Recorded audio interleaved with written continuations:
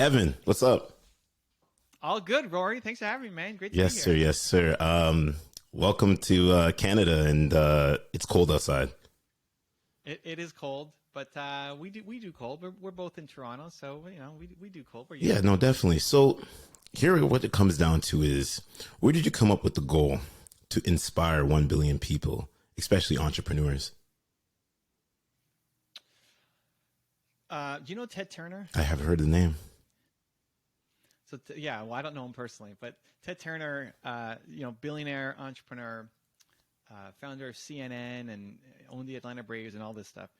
I read his biography, and when he was 19, 20, his dad had a goal to be a millionaire, and his dad hit his goal to be a millionaire, and then killed himself because he hit his goal and he realized I'm still the same person, and that was it, and he ended his life. And Ted Turner, he's 1920, takes over the company, and he told himself, I'm going to create a goal so big that I'm never going to hit it, so I can wake up every day and chase down my mission. So when I said I'm going to help 1 billion entrepreneurs, uh, people then ask me, well, are there even 1 billion entrepreneurs in the world? How are you going to measure if you've helped 1 billion people or not? It's like, that's not the point. I'm not trying to measure it. I'm trying to chase something that I'm never going to do, so that I always have something to wake up and go off and do. And so it's a number, it's just a number, but it's meant to be something big. So it challenges me daily to wake up and continue to spread the mission. So that's where I came up with. I got inspired by Ted Turner's case, and I want to have a goal that's way beyond myself and my I life. love that. And one of the biggest things, I'm a big fan of your work and just really been watching a lot of things you do on YouTube, social media. What is one of the biggest struggles you've had to deal with to push yourself forward to really inspire yourself to where you are today? Because I'm shy and introverted, it's still my struggle, dude. Um, People don't think that. I mean, you see me on camera, and you get a different kind of energy, and I've learned to harness service to give me the motivation to get up and go. But I used to think that people who had their own show had a huge ego, need to see themselves talk. If you want to be famous, then you just got a big ego, and it wasn't me. And it took me a long time to get comfortable sharing my story. If you follow my journey, you see I always profile Steve Jobs or Oprah Winfrey or people who've done a lot of things, and people kept asking me for my story. Like, why do you want to know my story? I mean, okay, I built and sold a company, but it's nothing compared to Steve Jobs or whoever else. And if you see my top 10 series, the number one request for the top 10 was me. Like, where's the Evan Carmichael top 10? It's like, I don't know. That's crazy. I don't care. What, it's just nothing compared to that. And so it's always that sense of, I have no need to share my story, but I want to serve. And that took a lot of unwinding to try to figure out how to do that properly. But it's still something, dude, that I struggle with up to this point. Is I'm introverted, I'm shy. Getting on stage and getting on camera still makes me nervous, still stresses me out. After 12 years of making YouTube videos, dude, it's still something I need to mentally prepare myself for, to say I'm doing this not for me. I'm talking to you, Rory, today, not for me, but hopefully for you, to serve the audience. If one person listens to this and has a spark or aha moment, that's why I get up and do it. I love that you say that, because it's about inspiring the 1%. I always go with that motto. We think about content creation and the underlying things that people want to do when it comes to content creation. You're a content creator yourself. You speak about being an introvert and things like that. How do we get out of that mindset for the ones that are listening that are introverted but want to get into this content creation aspect? And what's one major tip that you can tell them? The biggest one is serve. I fought with my agent for a bunch of years on this. So I got an agent in New York, and he books me on speaking gigs and that kind of stuff. And he would always fight with me. He said, Evan, your problem is you don't want to be famous. It's like, yeah, I don't need to be famous. Why is that a problem? It's like, you have to be famous. And we fought. I just didn't understand I thought maybe I'm the weird one. Like maybe I'm just not meant for this because everybody else who's at the agency has this burning need to be famous and have their face on billboards and all this stuff. Like I care zero about that. And it was a bunch of years in where he said, you don't get it. The more people who know you, the more people will hear the message. Like, oh, now it starts to make sense. So service, like anytime you can tie it to service, if you're introverted and shy and afraid, if you can make it more than just you, then you're much more likely to show up. And so I play this trick on myself where I'll tell myself, I'm here to serve, I'm here to help. If I'm on stage, I've spoken on stage after Eric Thomas and after Brendan Burchard and David Goggins and all these people, and I'm always panicking backstage. Like, I have to follow E.T. and David Goggins? Are you kidding me? What am I gonna do? This is crazy. Who wants to hear me?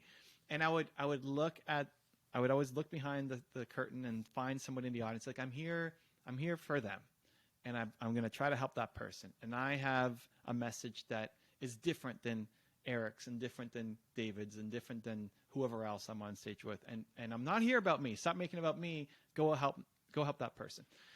And that often gives me the right perspective. I think we're just missing perspective a lot. So that gives me the right perspective to get up on stage and go and try to do my thing. It goes down to confidence, and I even get in this podcasting space and interviewing some prolific people, influencers and things like that. I won't lie to you. I get nervous behind, even though this is remote. So I get what you mean. I get what you're saying. And I balance between both introvert and extrovert. When it comes down to confidence, though, and I really want to underline that, when it comes down to confidence, how do the ones that are listening really deep dive into finding better confidence with themselves if they struggle with low self-esteem and low confidence? Okay, so two things. The first here with confidence is you need to create an environment that gives you moments of confidence. So if you love Rory, listen to Rory. How many episodes you got, Rory? 325, my friend. My man, 300 episodes here plus, right? Like, go back and listen to more Rory and listen to his solos and listen to his guests and interviews. And the more that you do that, even if you never meet Rory, the way that he thinks and sees the world is going to start to seep into you, because most of the people around us in our lives are not boosting us with confidence. They're telling us that we can't do things and how we're not good enough and we should go take this, career path or something else. So whoever gives you that inspiration, even if it's momentary, it's like, yeah, but I'm not living with Rory and he's not here to push me every day. Well, you don't have to. Like, you just have to have a moment of inspiration from him and figure out, like, look who you're following on YouTube, look which podcast you're listening to, look who you're following on Instagram, and just ask yourself, are these people making me feel more confident in myself or less? And most of the time when we're scrolling through Instagram or scrolling through YouTube, we're subscribed and following people who make us feel worse about ourselves instead of better. So here, unfollow those people. You get to control who shows up in your feed, right? Unfollow those people and start to subscribe to the people who make you feel better, right? So, again, if Rory makes you feel better, if I make you feel better, there's lots of content that we've got that can be that spark for you. And I think the key is you need it daily. You need that spark every day. You could have the greatest day of all time today, especially as an entrepreneur, because we don't have a boss telling us what to do and how to do it. You could have the greatest day of all time. You're on cloud 9, and you wake up tomorrow, and it's kind of like you're starting over again. So you need to have the habits and routines that inject positively belief, encouragement, confidence into you every day. It's why I make so much content, because I still need it for myself. Because I watch something that I put out in the morning, and I get a little bit of Steve Jobs in my ear, Oprah Winfrey in my ear, Kanye. I got Kanye on my wall behind me. Like, there's a reason for all of this stuff, because I want to inject it into myself daily. That's just step one, though, right? So, like, that just gives you the momentary bit of confidence. How do you make it part of your identity? It's now choosing to do the difficult thing. Self-love, self-confidence, self-esteem comes from doing difficult things. So, if Rory's here doing his podcast and he wants to invite me on the show, how long did you wait? How long were you thinking about inviting me before writing? walk me through that process. Me personally, I would say about a month and a half, right? Just really studying who you are as a person and finding that I know you have a lot of extreme value. So when I decided to craft that email, I said, listen, let's send this out here. Let's see what happens. And kudos to you for doing it, and here we are. And there was something in the vibe or the tone, or, I don't remember how the whole thing happened, but here we are. Because people ask me all the time to be on their shows, and for the most part, it's too squished of a timeline. But there's something in your vibe, or maybe because you're from Toronto, or I don't know what it was. It's like, I like this guy. Let's do it. And some people, that's a month and a half for you. For me, I want to try to get that down to the day. Like, I'm thinking about having Evan Carmichael on my show. I'm going to write to him today. I just want to try to narrow that so that we don't teach ourselves that we wait on our big ideas. I believe that great ideas flow through you, and you have to do something and honor those ideas, even if they don't make sense, because our voice will take over. Like, oh, they'll never say yes, or oh, that'll never happen. Instead, we'll just put it out there and let's see what happens. But you at least did it in a month and a half, right? That's pretty good. A lot of people wait a year and a half or a decade and a half, and they're still not jumping on their ideas. So the point, I think everybody listening already has lots of great ideas inside them that they wish that they could do. But there's that other voice that says, oh, you can't do it, or you don't have the money, resources, connections, family, you're in the wrong country, or whatever the voice is, right? Why we can't do it. So the point of step one, which is to be around an environment of inspiration, is to give you the moment, just 5 minutes of courage to then do the thing that's in your head, to send off that email, to make that phone call, to say, yes, I'm going to speak here, to apply to TEDx, like whatever the thing is that's inside your brain. And it's in that combination, being around people who have a lot more confidence in you, who inject it into you, and then doing the thing that you're scared to do, even if it doesn't work out, just doing the act. That's the process of building self-love, self-belief, self-confidence, because the more you teach yourself that, oh, I'll wait on it, I'll sit on it, I'm going to delay on it, you build that negative pattern. It's not even a straight line. It's a line down, because you're reinforcing the negative beliefs as opposed to teaching yourself, I come up with great ideas flow through me, and I'm going to do something about it today. Every time you take action on the difficult thing, it builds the confidence to do the next difficult thing. That's a masterclass right there. You just unleashed on us, and I'm so appreciative, of just how you are, your cadence, your wordplay, your dialogue, your tonality. You know what I mean? And a lot of people, I've been telling a lot of like friends, family, I'm like, listen, check him out, because he's got a lot to offer the world, especially being a fellow Canadian. You know what I mean? So us Canadians, we all got to support each other and all that good stuff. Let's go, man. Yes, sir. Before we get out of here, there's one post that resonates with me on your Instagram where you say about spend 5% of your time planning and 95% of your time doing. What does that mean for you? And how can the audience implement that right now as we're getting into 2022? Basically, my mindset's already in 2022. So I'll just say we're already in 2022. Yeah, I mean, I think everybody overthinks everything.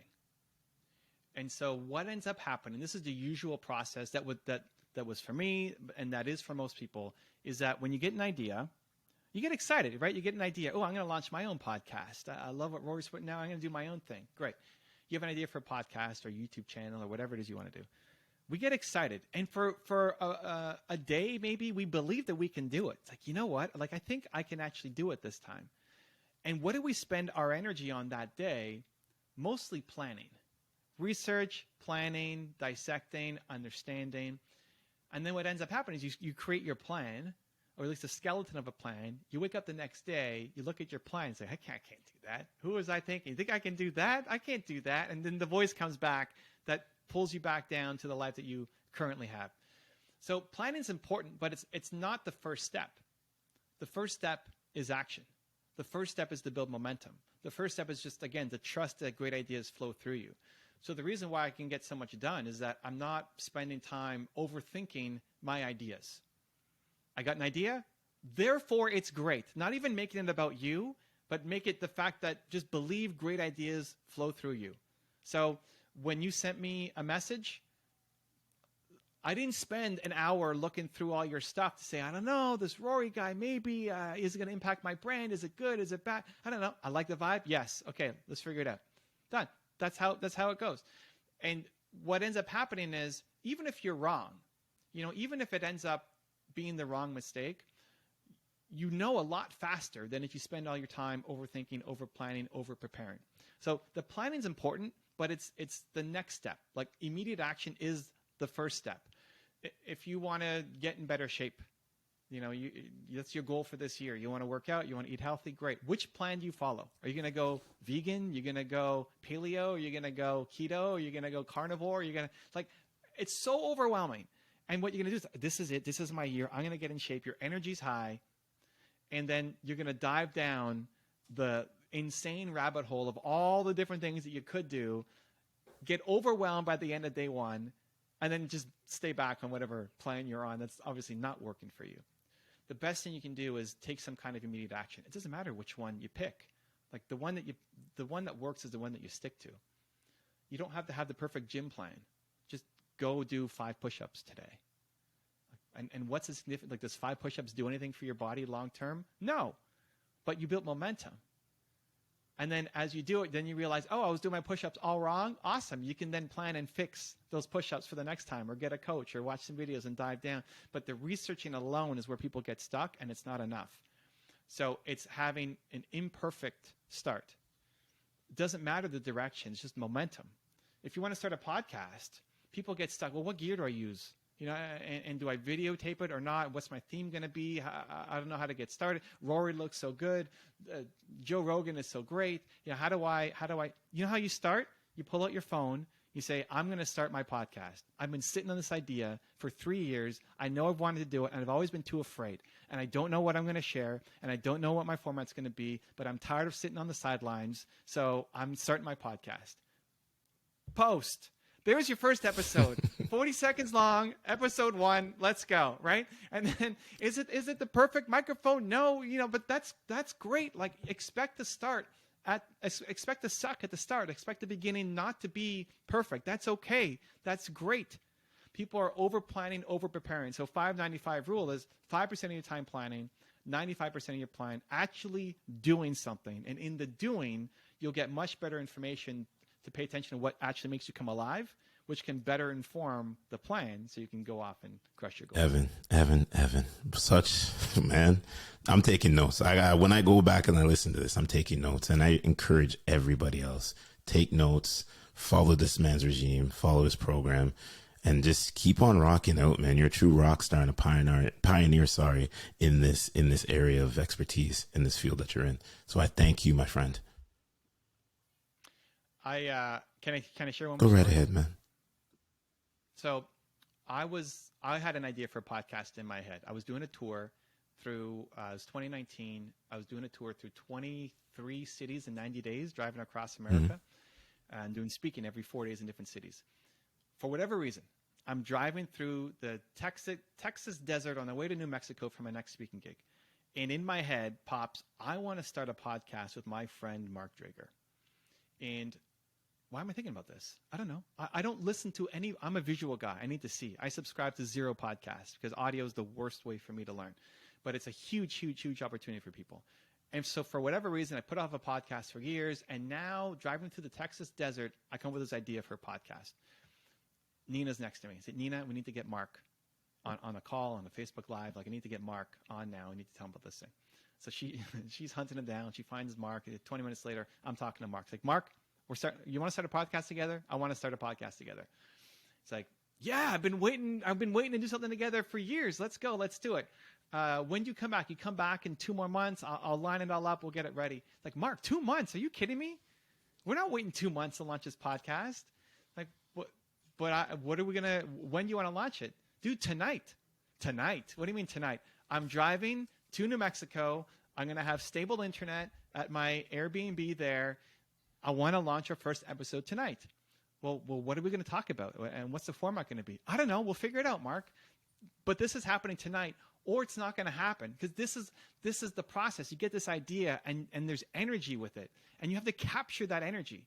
Because if I waited 2 months, I'll be on to something else. It's like you said today is 2022. In 2 months, might as well be 2040. Like, who cares about what's going to happen in 2 months? You think you can plan that far ahead? There's no way. So we started it that night, and we built momentum, which was the biggest piece that was missing. And then that led to, I mean, we ran the show for 3 years, I think. And of course the format evolved. And of course the first episode was nowhere near as good as the last episode, right? And it probably was pretty embarrassing. So what do you want to talk about? I don't know, Mark. Here we are. Let's launch this show. Like, he had some formats that didn't work out. It doesn't matter. Like, I love that you can go back. When people go back on your first thing, it should suck. When people go back and listen to Rory episode 1, now that he's 300 plus episodes in, it should suck compared to Rory now, right? If you don't suck on the first version of what you do, then you waited too long. Like, then you should have been launching 5 years ago. Like, if episode 1 with Rory doesn't suck, you can't look back and say, oh man, you were so bad. It's awesome. If you can't go back and look at it that way, then you should have started 5 years ago. You waited too long. You sat on that idea for too long. And it doesn't mean you suck as a human. I think you're awesome as a human. It just means you don't have the skill set yet. You suck in the skill. And why do you expect to have the skill when you haven't done anything yet, right? The first thing you try should not be great. Most people are just sitting on their ideas for too long. You've got the potential. You could be the Michael Jordan that's something, and you're sitting on that potential instead of doing something with it. So you get an idea, train yourself.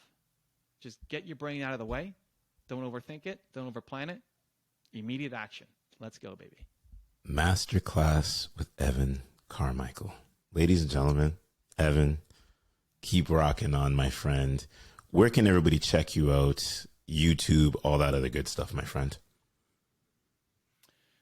Best places, I mean, whatever. Just type in Evan Carmichael, you'll find me. You want to go YouTube. I'm hanging a lot in Discord now as well. I'm loving my Discord community. It's super fun. But I think, honestly, the biggest ask for me would be to go give my man Rory some love. You know, like, where's the best place? iTunes, YouTube? Where are you trying to build up? I'm building everywhere. So I have Apple Podcast, Spotify Podcast, and I just opened my YouTube channel also too. Go. What's your YouTube channel? It's officially Rory, my friend.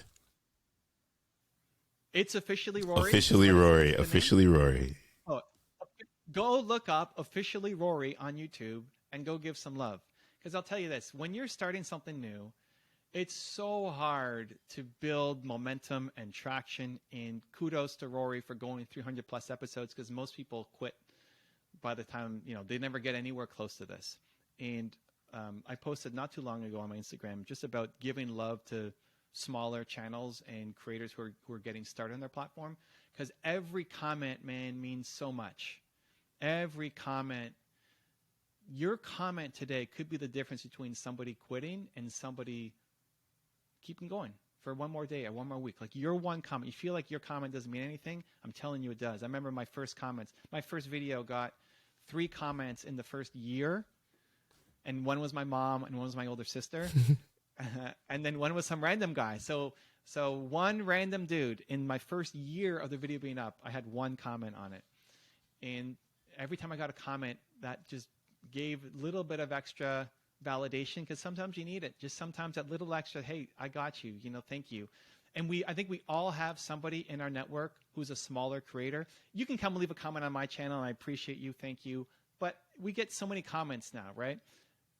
There's somebody you follow on YouTube, on Instagram, on Apple, who is a part of your regular weekly routine, who maybe you've never left a comment before. Just go drop them some love. Honestly, that might allow them to keep going that week. And you got to go drop some love on Rory's channel. Officially Rory, go give him some love, go give him a comment, go subscribe. It really, really, really, really, really means a lot. And if you want to feel like you're doing something valuable, just give back and give some love and support to a creator on the rise who you like to mess with. I love that you say that, man. I appreciate you. Thank you. And like I always say, keep on rocking on, my man. Thanks, Rory.